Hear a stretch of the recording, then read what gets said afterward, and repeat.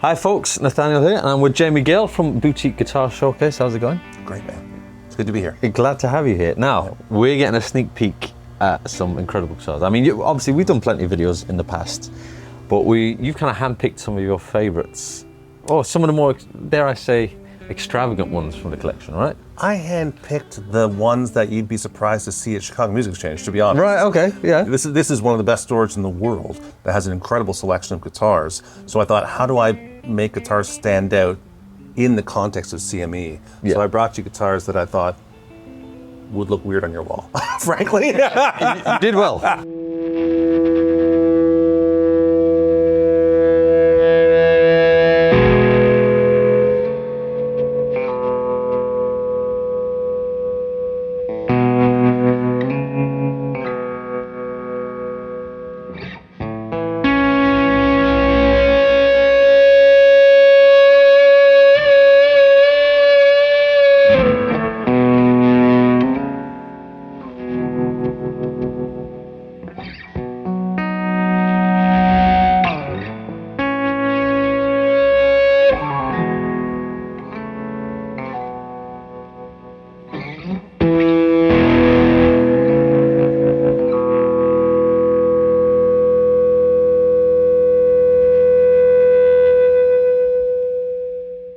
What is the Boutique Guitar Showcase to people who don't know what it is? Yeah, simply the Boutique Guitar Showcase is the current state of the guitar. So we often see the well-established parts of it. There's this idea that the guitar's evolution died in the 1950s. That's total BS. Yeah. The guitar since 1850 to 1950, there's 12 distinct iterations being sold today, and it didn't stop. And so we've got all sorts of iterations of guitars that maybe you've never seen before. It's meant to stimulate you. I mean, there's plenty of that here, Yeah. in this room right now. Yeah.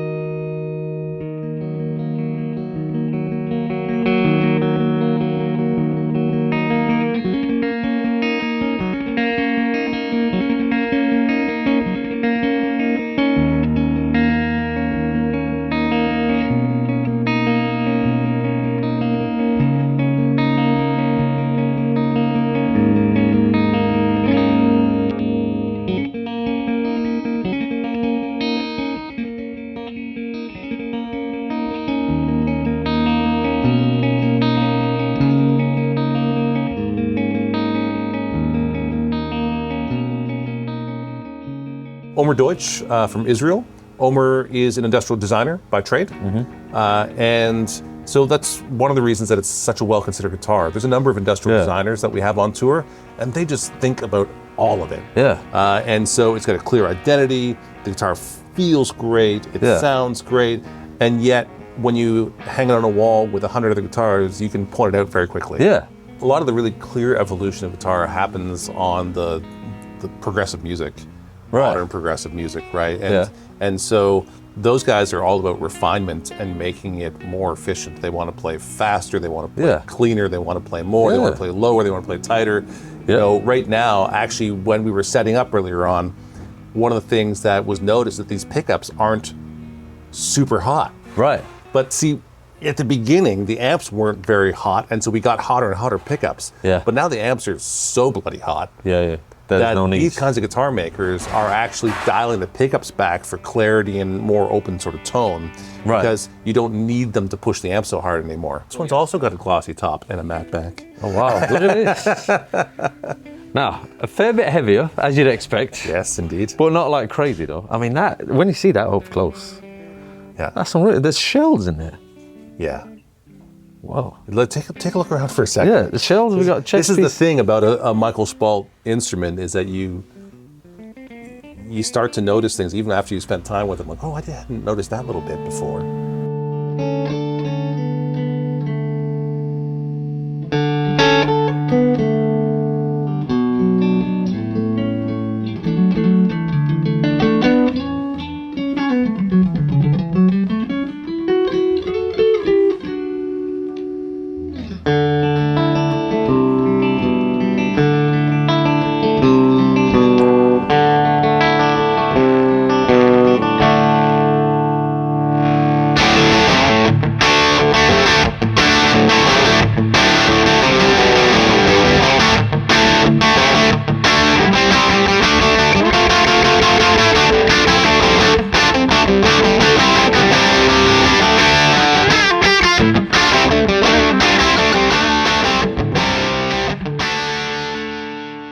Michael Spalt is born and raised in Vienna. His father was an architect. Yeah.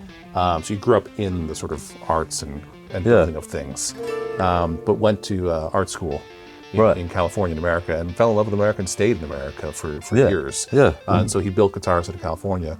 You know, they're just wonderful instruments that allow you to just indulge in your guitar. Yeah. Yeah. Neck feels good. Interesting pickups as well. I know you kind of briefly. Bone top. Bone top. So that's bone. Now, I don't think I've ever come across bone top before. So, you know, he gets them from knife blank handles or something of the sort, and he cuts those himself. And, you know, he has the pickups made by Lindy Fralin or Harry Heusel in Germany. Right. Also, and, you know, just a wonderful piece of assemblage art and a great playing guitar. Often people think, you know, oh, it's an art guitar. How does it play? I think Michael does one of the best setups in the industry. How does it feel? It feels great. Right? Yeah. It feels really good.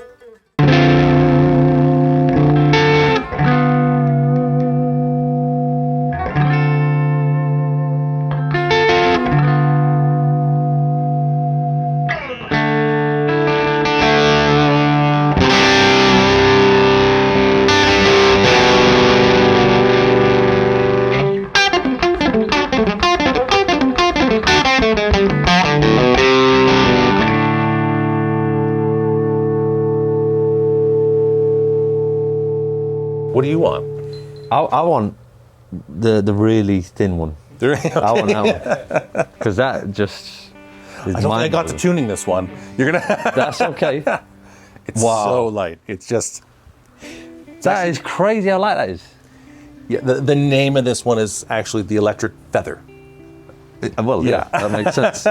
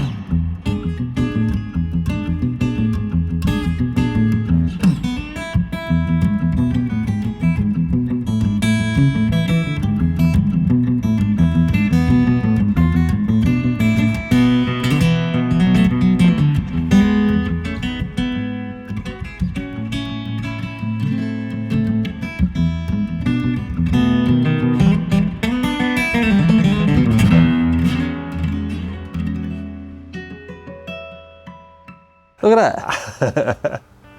You'll have to do some tricky B-roll on that one. Yeah, but even just on the back, that is beautiful. So it's Japanese paper. Oh, it is? Yeah, and so there's a structural engineering technique to applying layers of paper on a softer wood and Right. stiffens it up. Oh, okay. And so it's an old technique. It happened back in the sort of Baroque era. And before. It's a Renaissance sort of technique, maybe even older. You take a softer tone wood, but then you layer up, which becomes kind of in modern days, we might use like a carbon fiber or epoxy sort of reference. Like the Parker Fly was that. The Parker Fly was a very light spruce with an exoskeleton, basically like a book, you know, on the outside. So this is Michael Sankey. He's from Ottawa, Canada. Right. You've played a Michael Sankey guitar before, but they're also different. You probably won't connect the last one to this one. You'll get to know his style and his aesthetic. They're always very organic in their look. So, you know, he's never made a fluorescent orange guitar or something of the sort, you know. And but I mean, you made an interesting point earlier that the body is thinner than the fretboard. The fretboard itself. I haven't technically measured it yet, but it looks really close. Upon you know, the naked eye, it certainly looks that way. Yeah. But I mean, it's crazy how light that is. Yeah. It's amazing though. Yeah.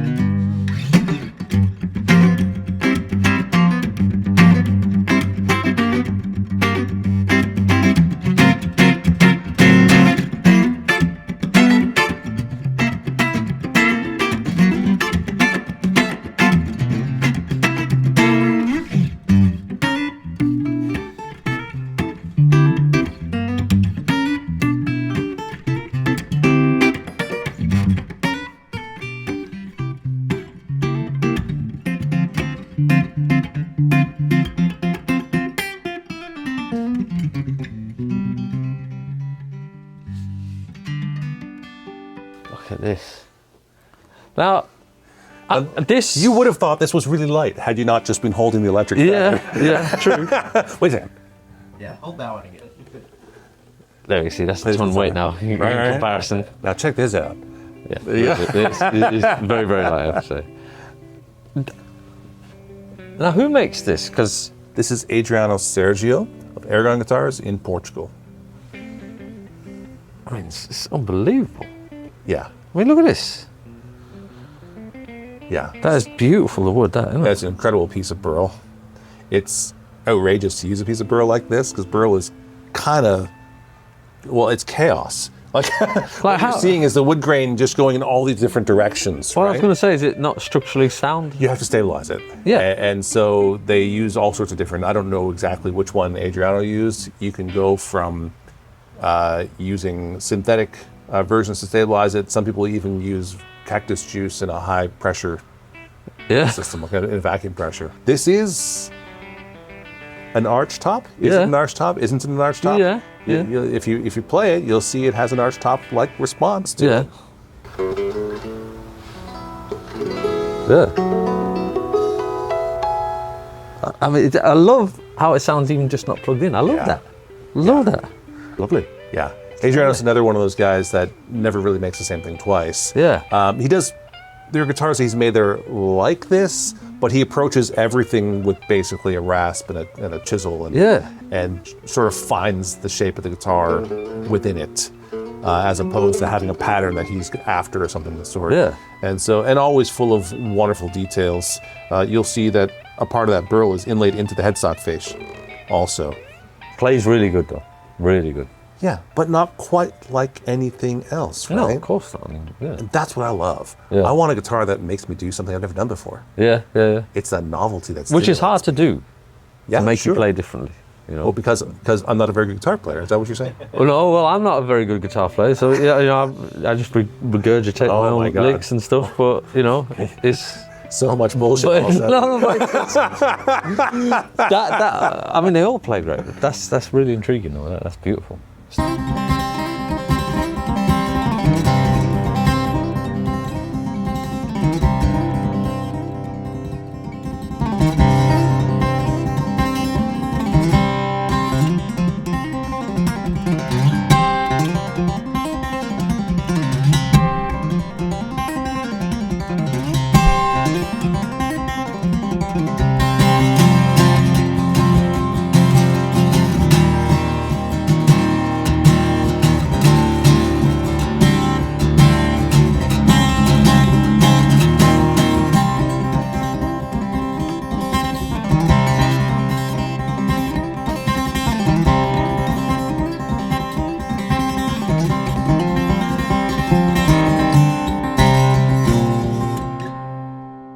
Right, I've never seen anything like this in my life. I don't think anything else exists like I don't think it does. So this is the Kalimba guitar. Yeah. I wonder why. By Morgan Kelsey, an American guitar maker. This is the very first time he's been on the Boutique Guitar Showcase. Yeah. And well, you can see why. Yeah, I mean, it's amazing. Just crazy instrument, but in a really amazing way. I mean, the wood is stunning. Look at that. Yes. That's beautiful. I mean, there's a number of things that are just slowly creeping into the acoustic guitar, becoming more and more normal. Yeah. And a side sound port Yeah. is one of those things. It's not so unusual to see anymore. Well, I mean, for anyone who's kind of not come across them before, what are the advantages of that as a player? Is it purely the projection is kind of coming up to you as well as the audience a bit more? Yeah, that was the initial thinking. So the side sound port originates with two Canadian guitar makers, Grit Laskin and Sergey de Jong, who actually, it was a customer, a player, who asked for it. Oh, really? And he asked both of them at the same time. They're both apprentices of Jean Lervet. Jean Lervet's original apprentices were Grit Laskin, Sergey de Jong, Linda Manzer. And so this customer said, can you build me one? I want to hear a little more towards myself with this port. And so they kind of share the first sound holes. Two different guitars. And you're not even talking about anymore multi-scale has become normal in just the few minutes that we've been doing this, because it's not even worth noting anymore. Yeah, it's just standard procedure now, isn't it? Yeah. Jeez. That is cool. I really like that.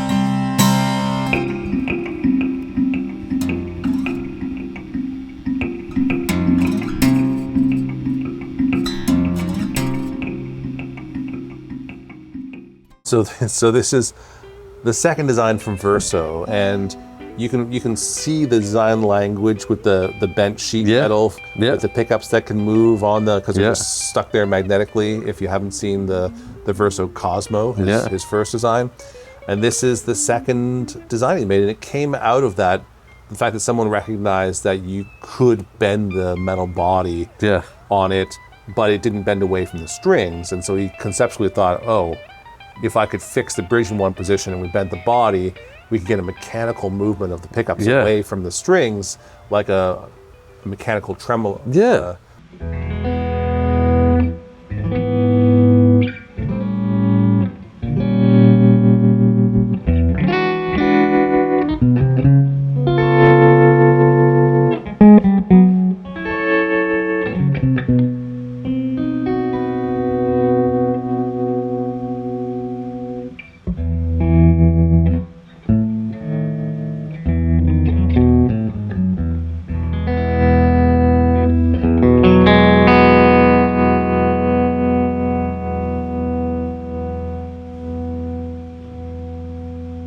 Now, where are they based? Where are they from? Germany. Germany. This is another industrial designer. Actually, Omer Deutsch is an industrial designer, so is Robin Sumvoll.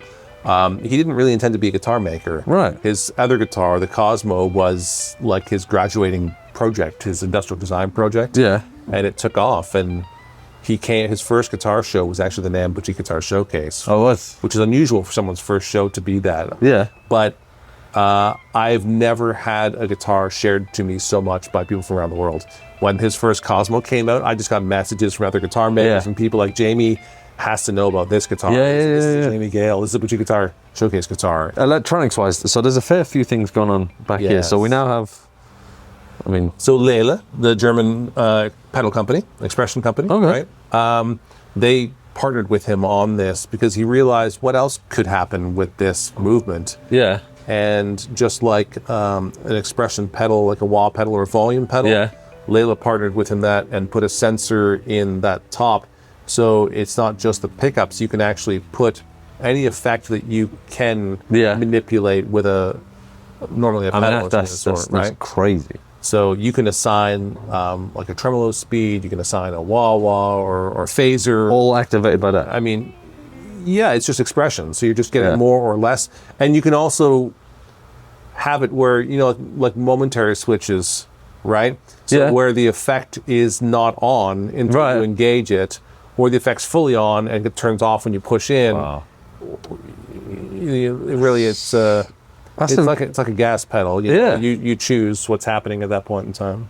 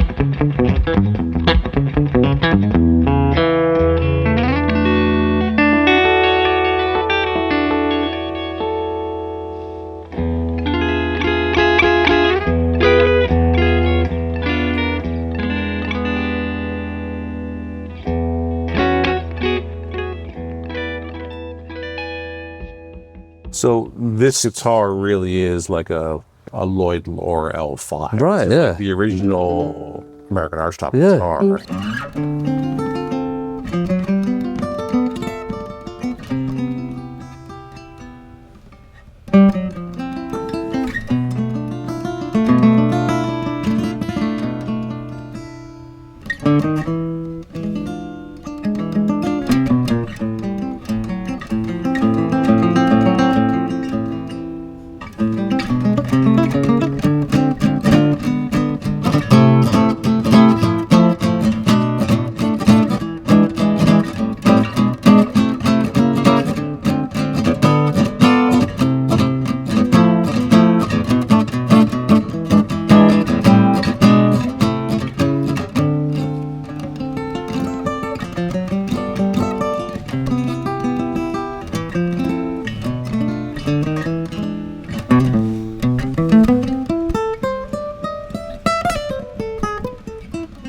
About Lloyd Loar, he was designing mandolins, and he was required to make a guitar to fill out the line, right? He really wasn't into the guitar. He was into the mandolins. Right.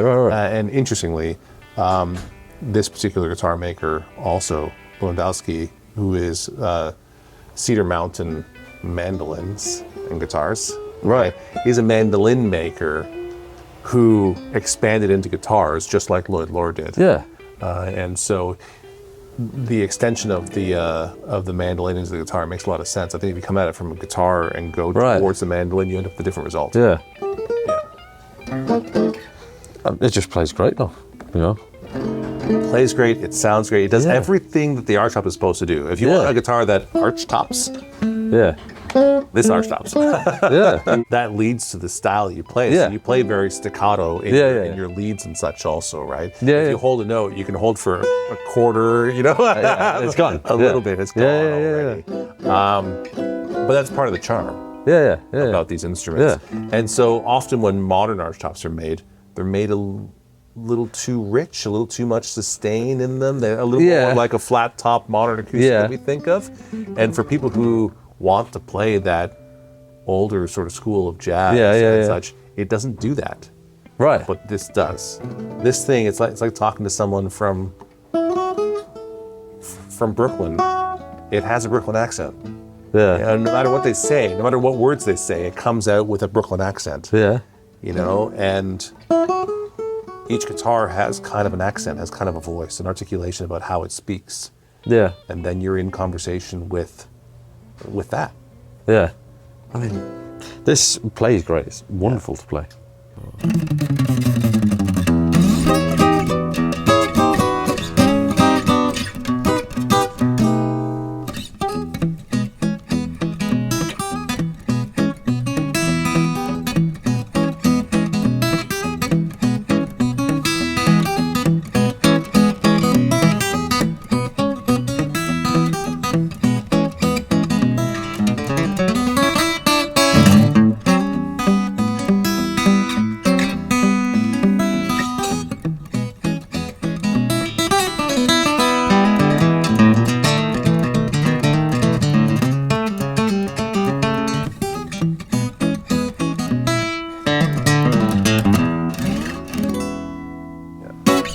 Well, if I had to have chosen which guitar was going to be the hit today here at Chicago Music Exchange, I would have said it's going to be this guitar.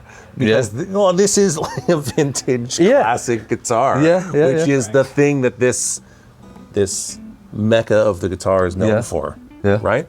And so I also use this as a curator to say, it's not all just unusual guitars. There's lots of guitars which are much closer to center, and sometimes it's like you literally can't get this. So a lot of people will know the Bourgeois guitar company, Dana Bourgeois. He started making, OMs. Yeah. Martin wasn't making OMs. Matter of fact, Martin started making OMs again, and Dana Bourgeois was going up there and tuning the tops for Martin. Yeah. For their design that they stopped making decades earlier. And so there's a function within the boutique guitar market that a luthier builds a guitar that's out of production for people to say, hey, I can't get this anymore. Could you make me a... And truth be told, and I don't want to get anyone in trouble here because Gibson is definitely lawsuit happy or very... They have a hair trigger on lawsuits, let's say. Yeah. But they don't make this guitar. No. They did make this guitar, but they don't make this guitar. And so there's that, and that's a real part of the boutique guitar industry, is someone saying, I would like this, but I want this, and I can't get that. Would you do that for me? All right, Jamie, thank you so much for, again, every year I enjoy looking forward to these and, all the crazy guitars and, stuff that comes through this way. And also the stories about them, how they're made, why they're made, and, the innovation. So it's incredible stuff. But of course, October 11th here at the shop in the Vault, ticketed event, boutique guitar showcase. Make sure you come along. Description below on how to get those tickets. But yeah, thank you so much. Always a pleasure playing these guitars. Thanks for having me. I always love seeing what you're gonna do with them. Well, I'll try. It's tricky, but it's fun. But yeah, well, I suppose look forward to this time next year again. All right? Yeah. Sweet. Or this time next month. Next month. Yeah. We'll do next month. Yeah. All right. Thank you, folks. See you next time.